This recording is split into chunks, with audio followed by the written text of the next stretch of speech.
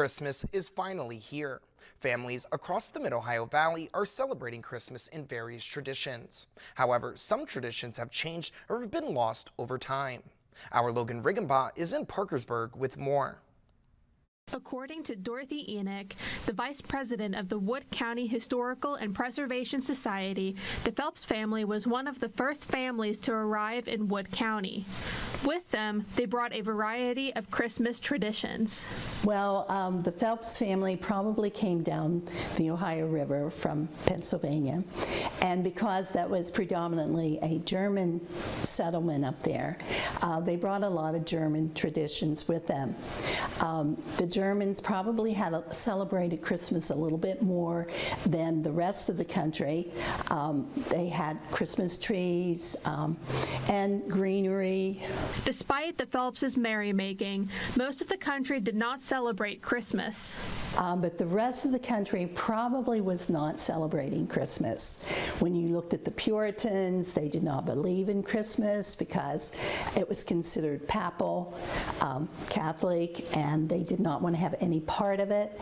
In fact, part of that time period, they banned it, and they actually fined people from celebrating Christmas. But because we came to the new world down here, they were freer to celebrate Christmas. The Phelps family built their house on Camden Avenue in 1799.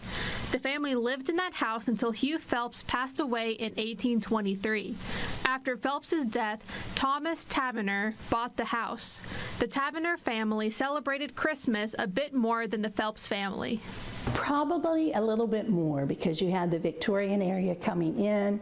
We might have had some Christmas cards being sent, a little more gift giving, but I think still mostly Christmas was for immediate families. They didn't travel much, and giving to the poor.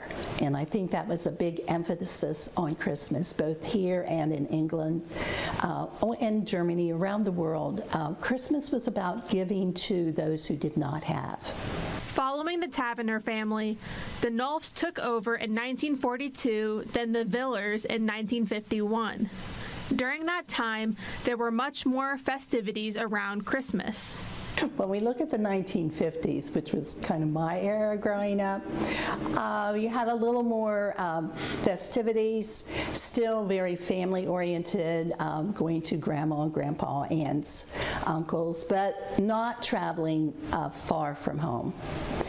Maybe a little more Christmas tree decorations, maybe with a train running around the Christmas tree.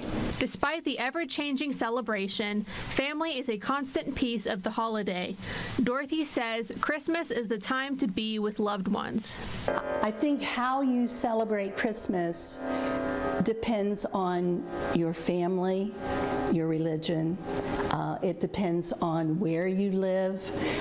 If you live in the north, the south, the east, the west, even what country you live in. And I think Christmas is personal, very personal to families. Reporting from Parkersburg, I'm Logan Riggenbaugh for WTAP News. This is Home.